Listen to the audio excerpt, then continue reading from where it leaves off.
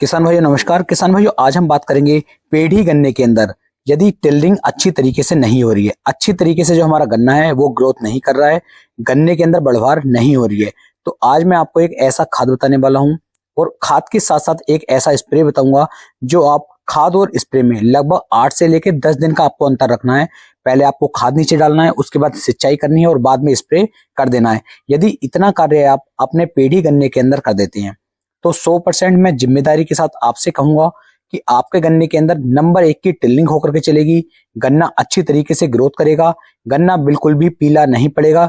जो सफेद तितलियां इस समय पर पेढ़ी गन्ने के अंदर ज्यादातर देखने को मिल रही हैं वो भी बिल्कुल गायब हो जाएंगी। टॉप बोरर का कोई भी अटैक देखने को नहीं मिलेगा और फंगस भी गन्ने के अंदर बिल्कुल भी देखने को नहीं मिलेगी।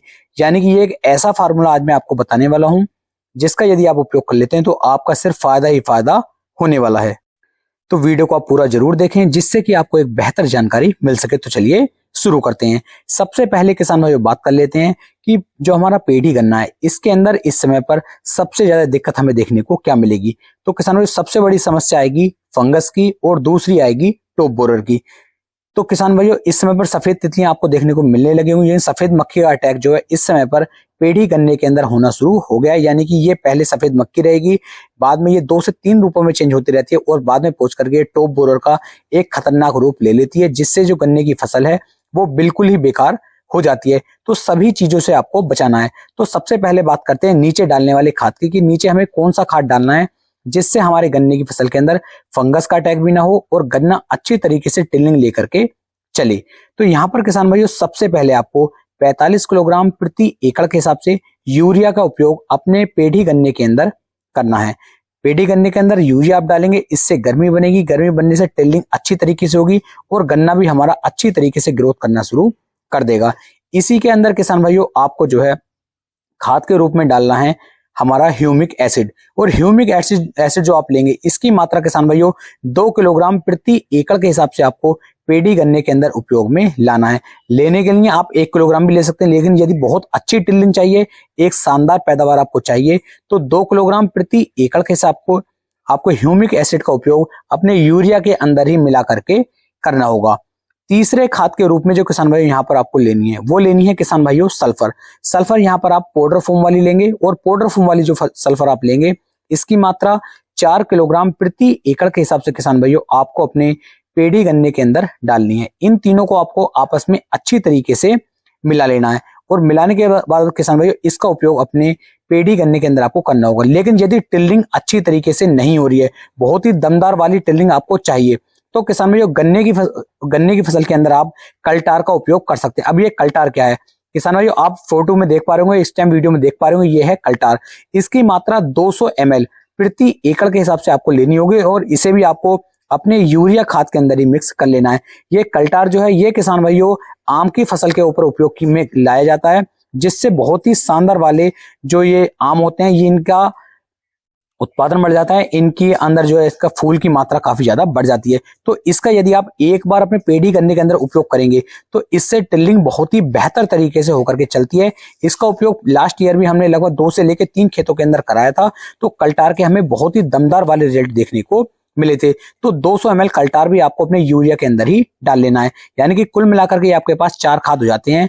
पहला है किसान भाइयों यूरिया, दूसरा आपका हो जाता है ह्यूमिक एसिड, तीसरा किसान भाइयों आप इसके अंदर ले रहे हैं कल्टार और चौथा आप ले लेते हैं सल्फर।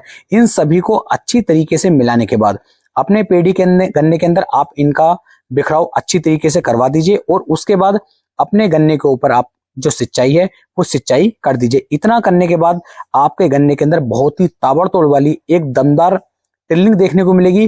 गन्ने के अंदर रोगों का अटैक भी आपको काफी कम देखने को मिलेगा। इतना कार्य करने के लगभग 10 दिन के बाद आपको एक स्प्रे अपने पेढ़ी गन्ने के ऊपर करना है जिससे कि किसान भाइयों कीटों का अटैक भी खत्म हो सके और फंगस का अटैक भी खत्म हो सके। वैसे जैसे हमने सल्फर नीचे डलवाई है उससे भी हमारे फंगस के अंदर बहुत ज्यादा रिजल्ट देखने को मिलता है, फंगस हमारे खेत के अंदर देखने को नहीं मिलती है। अब स्प्रे में जो किसान भाइयों आपको उपयोग में लाना है वो लाना है किसान भाइयों जो हमारा होता है कार्टेप हाइड्रोक्लोराइड। तो कार्टेप हाइड्रोक्लोराइड जो है ये किसान भाइयों आप 50% एसपी में आप ले लीजिए। इसकी मात्रा आपको लेनी है 400 ml प्रति एकड़ के हिसाब से बेहतर एक नंबर का किसान भाइयों कीटनाशक है, जो फसल के अंदर लगभग सभी कीटों को रोकने में सक्षम ये रहता है। यदि आप कार्टप हाइड्रोक्लोराइड नहीं लेना चाहते हैं तो आप इसकी जगह इमिडाक्लोप्रिड जो 17.8% एसएल फॉर्म में आपको देखने को मिल जाता है, उससे भी ले सकते हैं। उसकी मात्रा भी आपको लगभग 350 से 400 ml प्रति एकड़ के हिसाब से ही लेनी है। दोनों में से किसी एक कीटनाशक को लेंगे, दोनों कीटनाशक आपको नहीं लेनी है। अब इनमें से दोनों में से जो भी आपको पसंद आए आप उसे ले लीजिए। उसके साथ में आपको फंगीसाइड का उपयोग करना है। अब फंगीसाइड आप यहाँ पर कौन सा ले सकते हैं किसान भाई, यहाँ पर आपको लेना चाहिए थायोफिनेट मिथाइल 70% WP। ये एक नंबर का फंगीसाइड है जो गन्ने की फसल के ऊपर सबसे अच्छे वाले रिजल्ट निकाल करके देता है।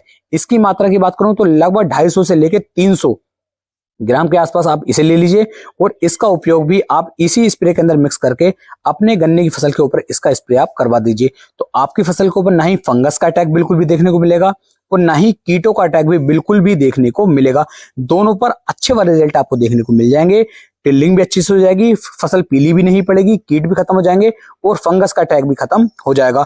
बहुत ही शानदार वाली ये वीडियो थी। अगर इस तरीके से आप चलते हैं तो मात्र 20 से लेकर 22 दिन के अंदर खेत हमारा एक नंबर की अच्छी पैदावार हमें निकाल करके देने के लिए तैयार हो जाएगा। उम्मीद है मेरी ये जानकारी, मेरी ये वीडियो आपको बेहद पसंद आई होगी। वीडियो अच्छी लगी हो, वीडियो को लाइक करें और हो सके तो अपने भाई के चैनल को सब्सक्राइब कर लें। फिर मिलेंगे एक नई वीडियो में, तब तक के लिए मेरे सभी प्यारे किसान भाइयों को जय हिंद, जय भारत, जय किसान, वंदे मातरम।